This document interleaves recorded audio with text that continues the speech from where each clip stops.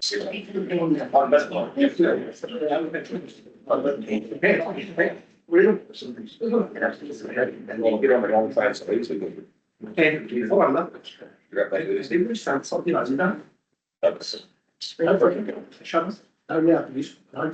talking pretty well to keep perhaps. And you know, if you still find it, really good insecure. Yeah.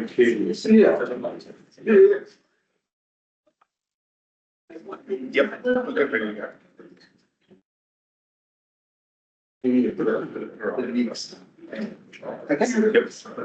Welcome back, everybody. So we're going to go to the letter of support for the Ratepayers Assistance Scheme, 26.2.19. Welcome, Nick. Thank you. So this paper is about a letter of support for the Ratepayers Assistance Scheme. It may seem a bit of deja vu for some in the room. In July last year, we also brought a paper for a letter of support for the Ratepayers Assistance Scheme that was approved and given. That was for rewiring Aotearoa, who are part of that group. Now we've had a request for a letter of support from the main group, who are putting together the Ratepayers Assistance Scheme, and they have asked for some specific sort of things to go into those council resolutions. So that the reason for them doing that is they are at the stage where they are working with central government because it does require a legislative change to enable this scheme to work. And so really they're wanting a good, strong indication from local government that if this comes through, that there is interest and appetite and different councils getting on board with it.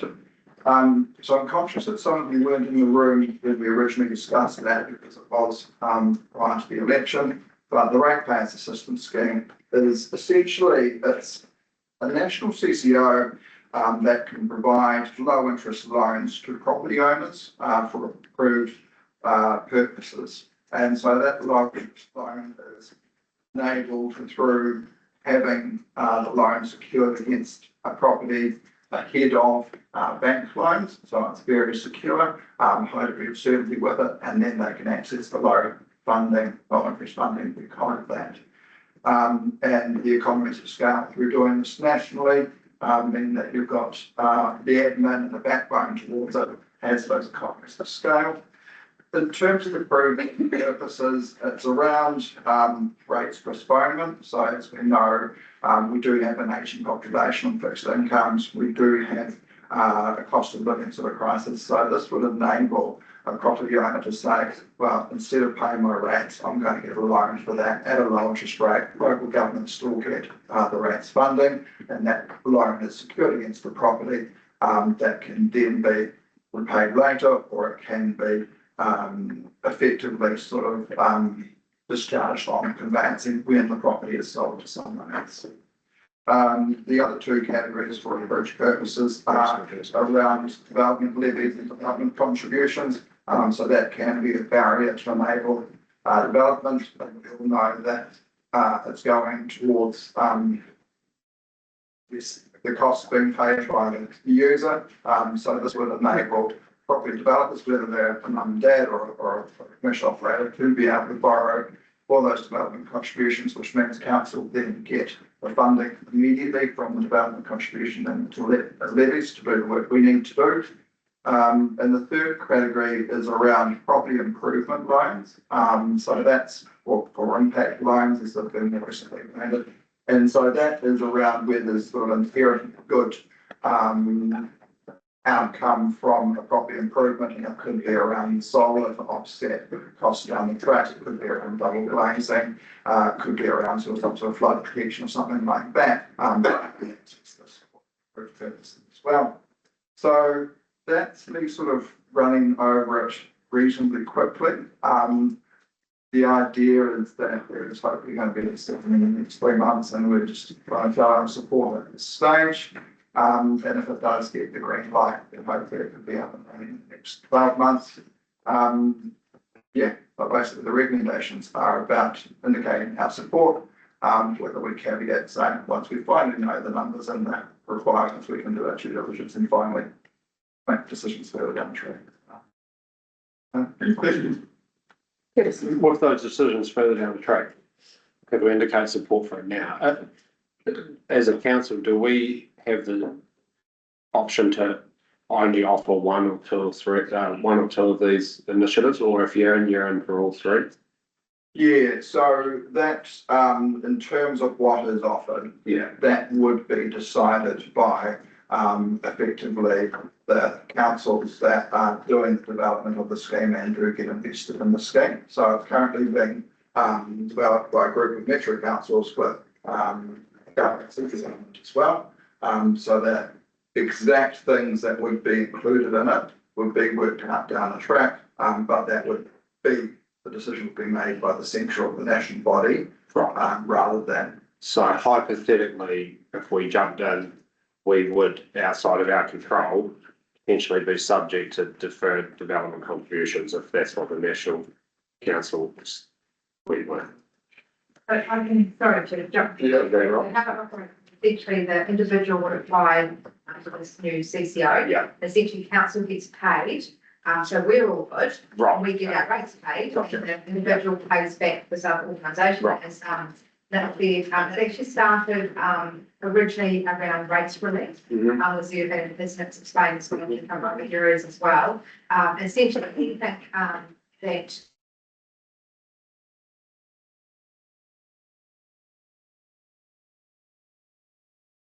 right. So it's full council, definitely, I think the full board, I've had quite a few conversations around this. We're highly supportive of it from the officers' perspective, and we think it'll be a really good opportunity for those in our community, you know, that really are struggling, especially that, you know, council, it's very low risk council. So what's the development contribution once we're paid up front, but the developer would then make the payments to Jack? Yeah. And I think the other thing to remember too is that it would be individual property owners would have the right to opt in or not opt in. Yes, yeah, it's not, yeah, no, I get it, yeah. It's, yeah, it's just another option for property owners to, fund development. Anecdote, sorry, Bob. Yeah, I was going to say, on individual property owners, you mentioned that, you know, it would have sort of priority, if you like, over bank lending. But how would that affect people who've got, for example, reverse mortgages? Yeah, well, this would be another option instead of, reverse mortgages. So. What I'm thinking. So we've already got one. Yeah, we've got one, yes. Yeah, I think that could still be utilised. I'm not too sure about the exact detail around it. I would just imagine that was sort of an option being considered, in case by case, how much of that reverse mortgage is exact. Another thing, sorry, thank you. I was going to say, I understand the funding mechanism at this stage, we're looking at the local government funding authority, and there would be credit requirements. So if it was a point where that reverse mortgage was so high, you know, the organisation would look at it and make that decision.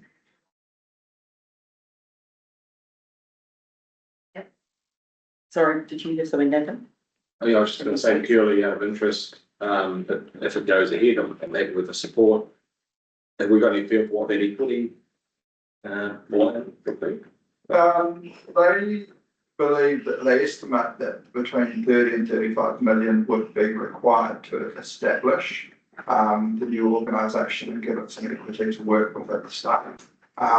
Those existing metro councils that are in that group, I think they've already sort of lined up to say that they could probably cover that by themselves. This detail still to be worked out, but essentially they're saying that they may not require equity from us for it, and we should still be part of it. But they also might say, well, actually, we want to open this up as wide as possible to get as much buy-in across the sector, because the model potentially could make money as well. On the rates postponement thing and this using the house as security, what was the point you said about the first claim on it? The what? You used, First, yeah, we would have the first claim on it. Well, that rest, yeah. How does that work with the bank? If the bank, controlling the bank has the first claim on the house, it's got mortgage. Yeah, currently, but that's the legislative requirement that, That the is change are looking to do. So as to give us that security. Interesting. So how does the bank deal with that? Yeah, how's the bank deal with that? I guess that's still to be tested, but essentially when you come into something, you would be getting approval from the bank to borrow and to buy the property. Yes. And then this would come second. I guess the rationale to those. So say you already own your house or. Yep, with the bank. Yeah, and there's a mortgage on it. Yep. You're saying the legislation will require legislation change? Yep. Surely the banking lobby's gonna have a few things to say about that. Or are they gonna change the deposit model that they actually have to have more of a, Because they're not gonna let anyone just jump ahead of them in a queue for payment. Yeah, In potentially. the case of a mortgagee sale, for example, you know? Yeah, if you've got the legislative change, then that can enable that. Yeah. It hasn't been, like, I haven't heard or read anything about concern there from the banking sector. It's a model that's already run in British Columbia along the same lines. I guess when you're talking about some of these amounts, and just asking the point, like, it will be essentially on a little bit of a case by case basis whether you can get the funding, you're actually talking relatively Small sales, yeah, fair enough. What a vision was being covered, it's too, but there's been criteria that needs to be, you know, help develop the criteria. is it, who decides that? that would be from the national institute. But, and for a workload for us, for example, is there a whole lot of work involved if we have a big influx of applications? This council wouldn't be assessing the applications, this council would be essentially promoting the scheme, and enabling that, maybe sharing the database or anything like that. So all applications and then processing is done by the CCO. Yeah, and that's what they're, having a scale. There definitely will be some back office, especially around rates for student and finance team, there will definitely be admin associated with that, but, you know, we feel comfortable with, we're just into that I guess anecdotally, have you socialised this with any members of the community to say, how, would you be interested in this or? No, but it's worth noting that, Brave Power nationally are supportive of this scheme. Obviously, we're running Aotearoa, which is the entity, non-profit entity looking to try and electrify and defray the costs on households are involved in support of it as well. I guess once again, it does come back to that this is just another option for individual property owners to use should they need to. I guess also, covering this paper, the previous one, it showed massive growth in the uptake of reverse mortgages at higher rates. So there is a need out there. Both reverse, by the Heartland Bank, I think that on the reverse mortgage portfolio, they've got 22% over, you know, quite a short time frame. So there is that need nationally out there anyway. And, yeah, Profitable population. I mean, there has been a lot of. Well, now it says in your return. It certainly does actually, for those, you know, that don't want to leave their home and want to stay within that home and not downsize or change, that gives them an option, so it's good. Especially when the occupation comes in. But also legitimises something which brokers haven't. Now, the people who are not paying their rates, we have a lien on it. We can still recover the unpaid rates when that property comes on the sale. So if this is formalising the process which actually exists, but it's promoting it as a tool for people who may be financially strained. Yeah. Okay, right. Any further? I'm not sure. Okay. Think about them. So there is a whole suite of recommendations and one note at the end. So that's A through D. Sorry. And just to note, this is obviously a decision being made by a number of councils around, so I did take content for this paper, and that's why the recommendations are a little bit more wordy as well, from Whakatane District Council, going into the same. So. Think about this.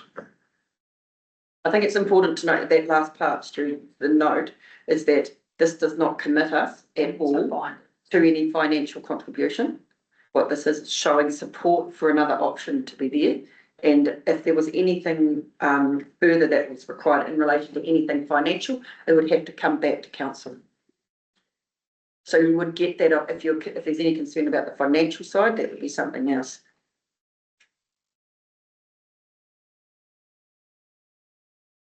Happy here or? Oh, I just think it's, Into the philosophy. well, when you bring that other part where Nick can come back with, Nick contribute, ultimately can be Nick contributing rates. So we're not, Well, we still get paid for our rates. yeah. Yeah, that's what Karen. That's what thinking about it. Yeah. It's good. As long as we got.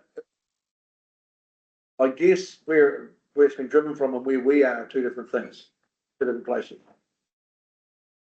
And I guess if it's a reverse mortgage in a way. Well, we saw the last mayor get fried by suggesting reverse mortgages, but this is a reverse mortgage coming through the system.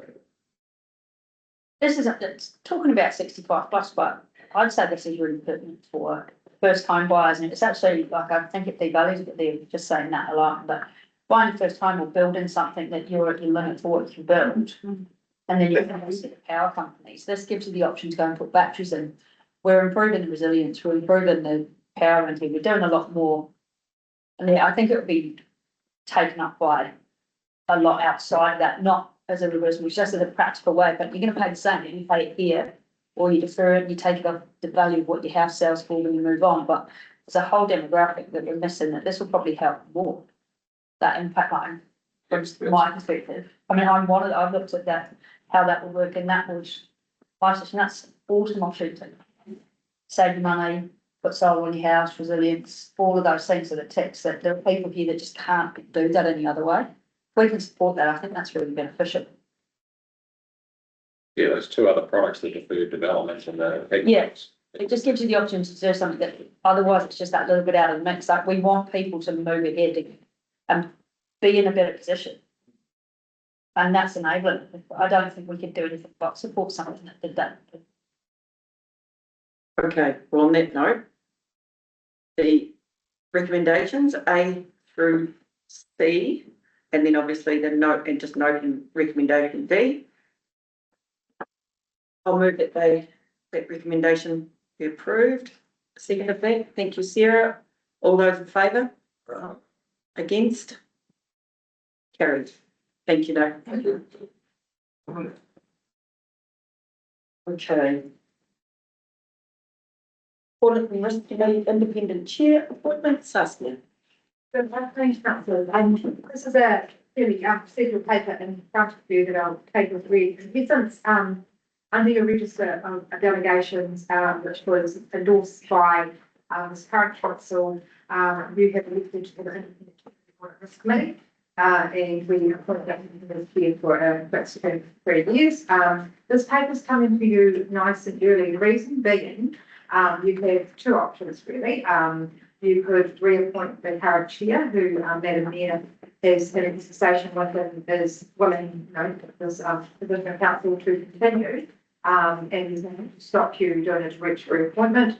Or if you wanted to test the market, we could go ahead and advertise it. So why I'm bringing it to you now, if you were of the mind to go out to market, there's likely to be some competition out there for really good chairs with all the CCOs and set up. So that's why getting ahead of the game.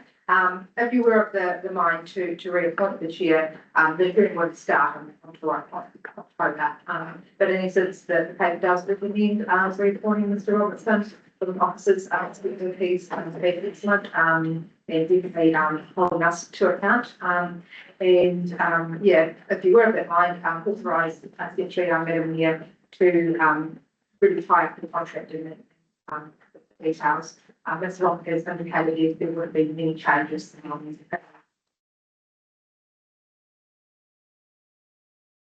Questions, anyone? with From an audit risk perspective, with that hat on, for myself, I can speak that Bruce is fantastic. And I feel very comfortable, which is why earlier in the day when I said I'd really like to make sure that, you know, that it goes to audit list. He does a really good job and I was sort of saying in relation to talking to staff, I think he's very, very. Happy to move the recommendation. Second that, Curtis. All those in favour? Aye. Approved. Thank you. So will you let Bruce know? When Madam Mayor is back, Of course. I'll let her have the conversation, but I'll let her know now. Perfect, thank you. Okay. Gareth, CapEx update for the facility by the lake/Braided River. There you go. How's that, Gareth? Is that- do you have evidence? Yes, I know. Well, it's not bloody lake, if it's not a hall, it's not a lake, it's not, one way or not the other. The new memorial wall. The memorial centre, Gareth, there's your picture. Yeah, I've got sent an old picture of the facility and it had the label, the Memorial Centre. And then on the hall itself, it said Memorial Hall. I thought it was quite interesting to say the name. Yes, it's So it's always been called the hall, but it hasn't. I take the report as read. I'm gonna skip and jump. Through this report, what I can tell you is, we are coming to the witching hour of this build. It's a really exciting part because you actually watch everything live together.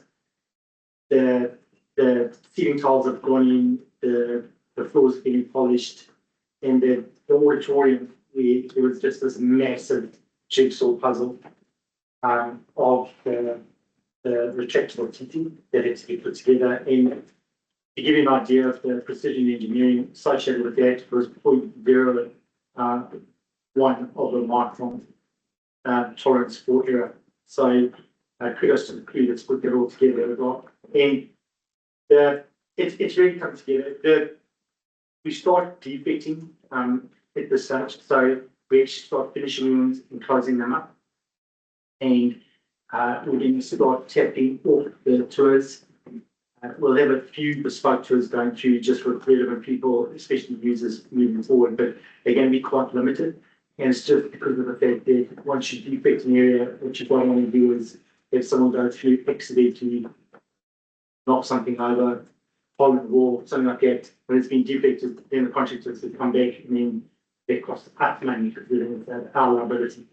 So, yeah, really exciting. The big feature, we moved the memorial into place, and one of the requests from the RSA was the bottom step was too high on the old memorial, and they couldn't, these old guys couldn't get their legs up and take the step.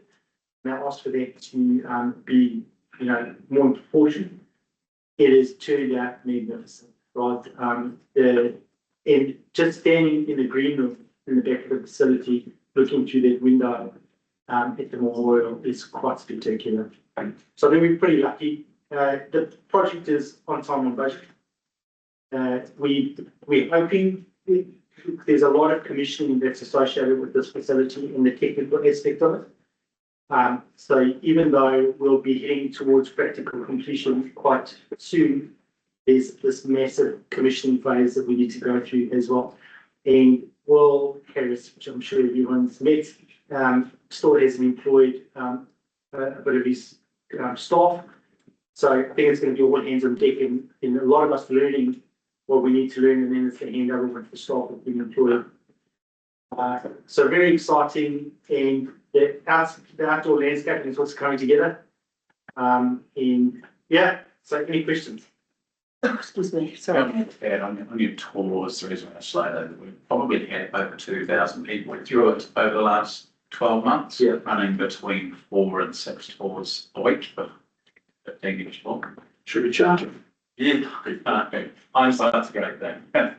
And then just on the dates of obviously your practical completion and opening, we're just sort of looking at some of the smoking dates. It's obviously a lot of people involved, a lot of different groups. So we hope to be to a date very soon on that. But just to have that period of staffing, I would think, and start to understand how the building works, also fit it out ourselves with all the furniture and everything that goes with it as well, and then we've obviously got a couple of lessees who are looking to move into the hall as well, so with this being sort of on time, practical completion gives us plenty of time to get them up to speed before we officially open it.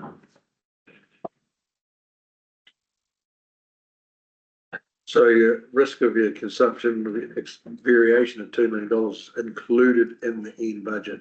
So you got 2 million contingency left. So how that reads?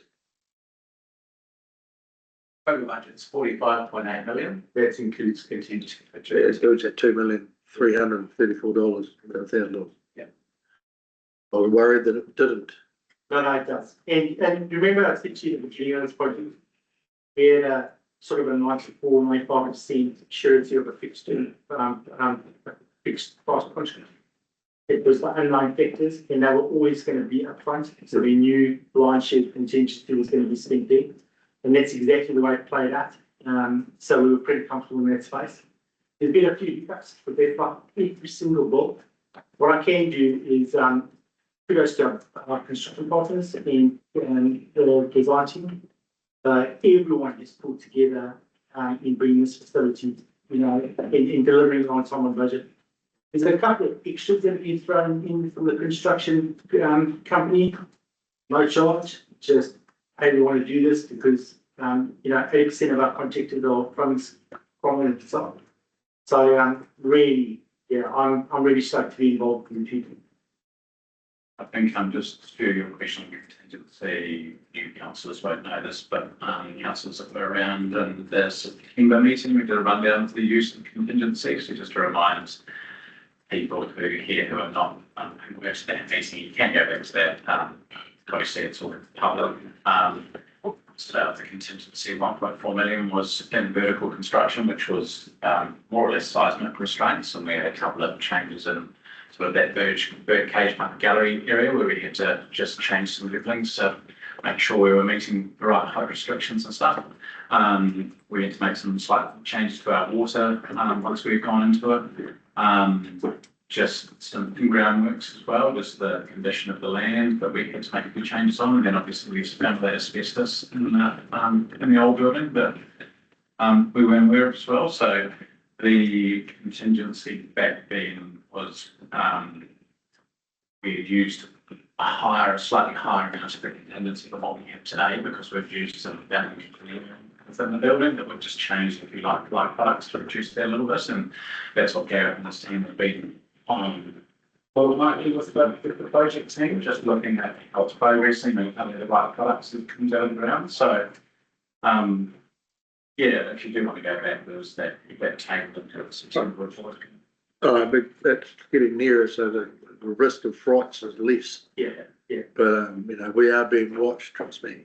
Yeah. And so it's, hopefully it all comes in and it molds away pretty good.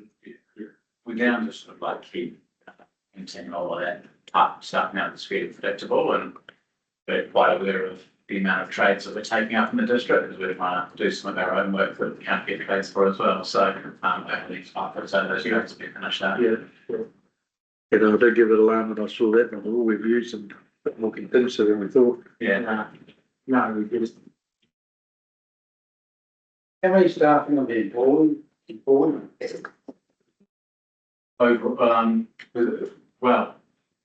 Overall, we'll probably have as the new director, oversee sort of marketing, sponsorship, bringing things in events, and an operation person to keep everything kind of moving around.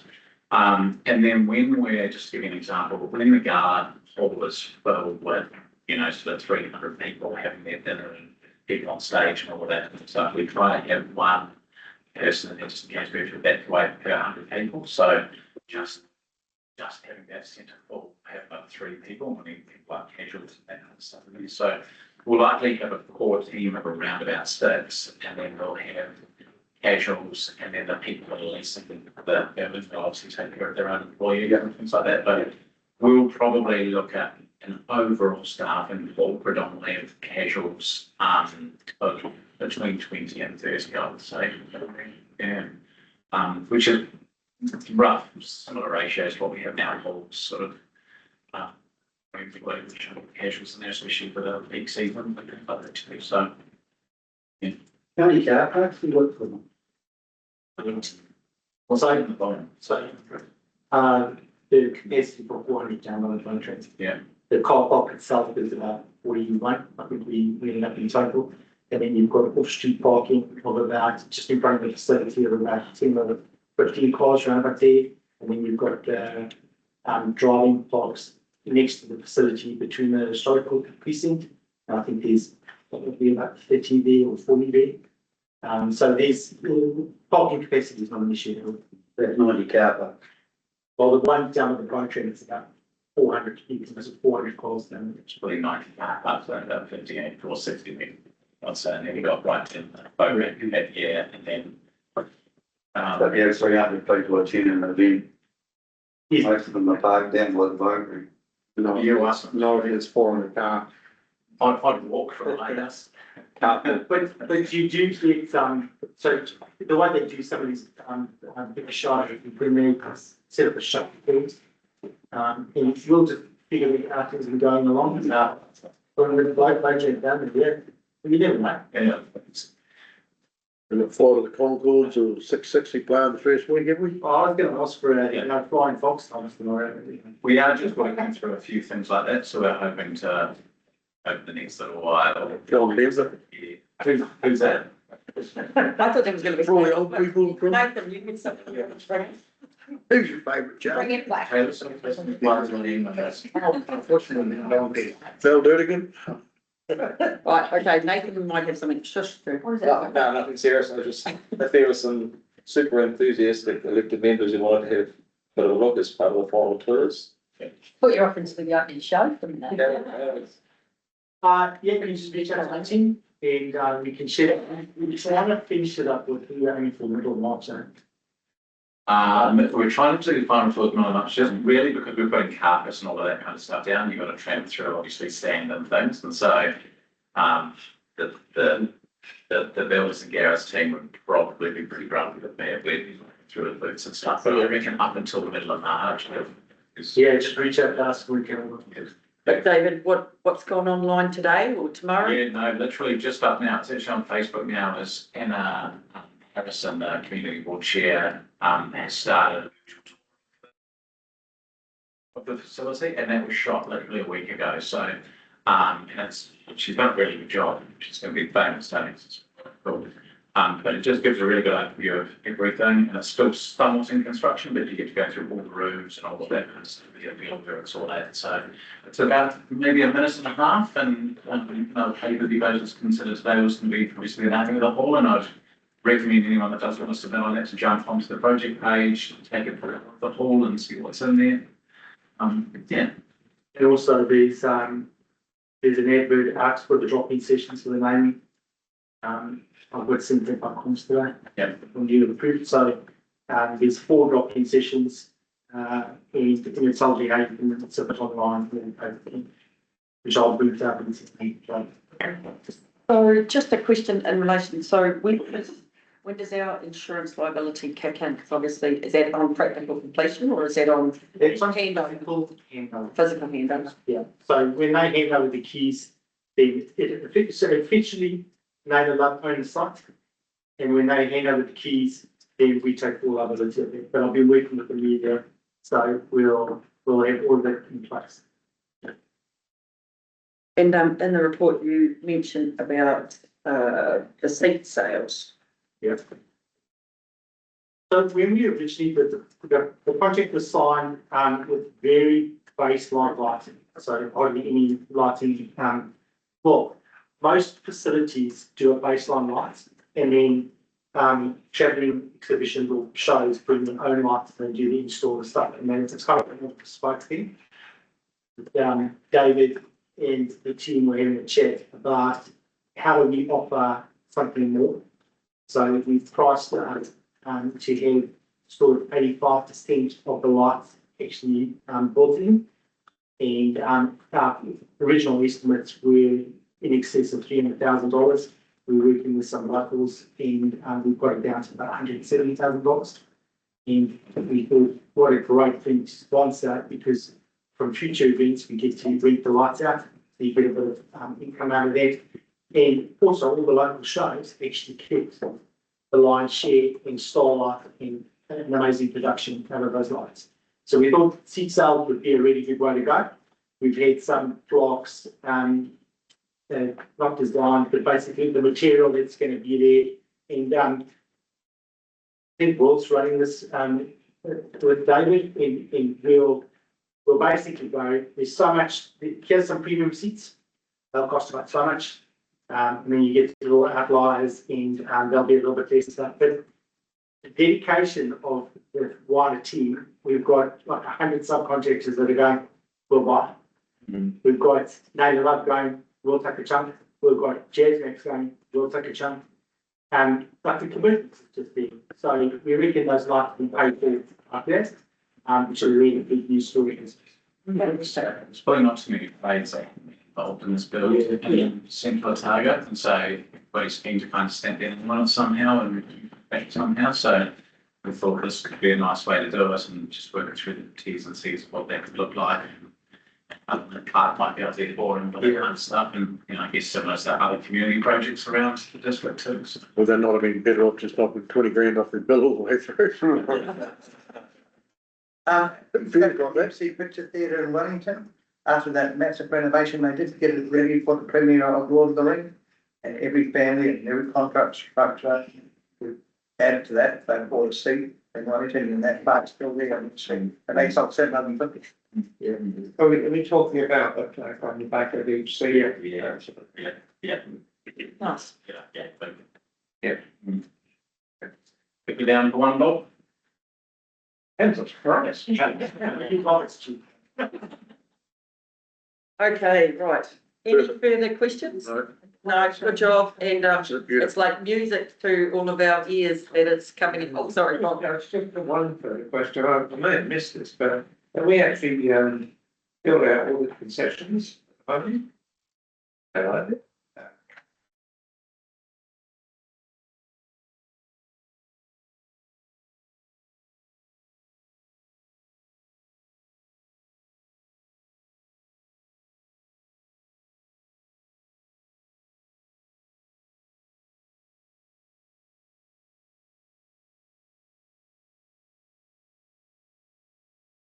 Coming in on time, under budget. On budget. On budget. No. Just how you progress was under, wasn't it? Important to explain, so it's a fixed price, but we don't want to leave a cent on the table. We want to spend everything we possibly can, so that anybody else doesn't, read the reports of our discounts. And so because it's a fixed price contract, you obviously want to spend for that, because that would be agreed to with the contractor, rather than them getting a bit extra, But, I get kicked. yeah. We understand. Yeah. So, well done. And it's really great that we're getting that, the buy-in from the wider community and all that. So that's really great. So thank you. I think we are still in line. Yeah. Okay, brilliant. Thanks, guys.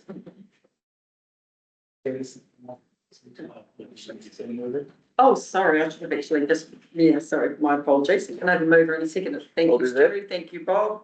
All those in favour? Against? Carried. Sorry, I didn't hear that second. They're on time and on budget. Are you happy with that? I'm happy with that. Questions have to be asked, though.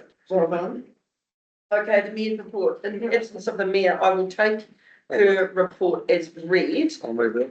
I just wanted to say one thing, and can I finish? I attended a meeting online for the Southern Gate in relation to the hospital, and it was really exciting to see how much movement they've made and where they're heading. So they are looking, just as a really broad overview, 31st of July this year will be practical completion, and then opening in late 2026. So that's for the outpatients, and the inpatient building they've begun on that. And they've said it'll be operational and so practical completion late 2030 and operational in 2031. But I thought it would be really interesting, so I'll put a request in that they might like to just come and present to our group just for 10 minutes online. They don't have to drive all the way up, but it would be great for the people of Central Otago to hear that from them as well, because obviously it's a really important hospital for our region.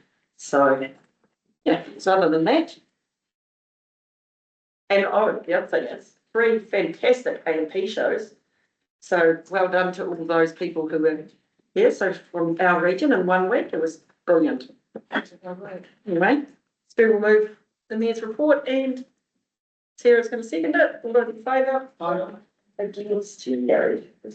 Governance report. I'll move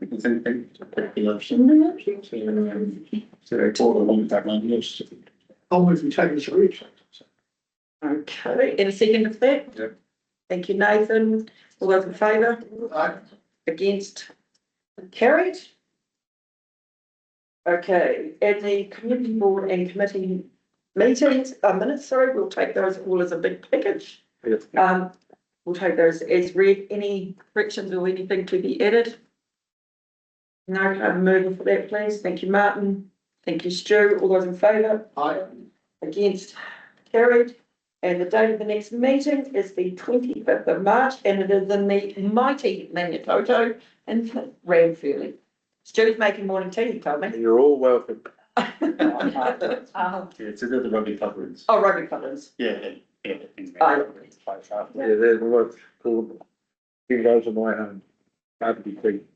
Okay, and then for the reasons given in the agenda and in the agenda there, we've resolved to move into public excluded.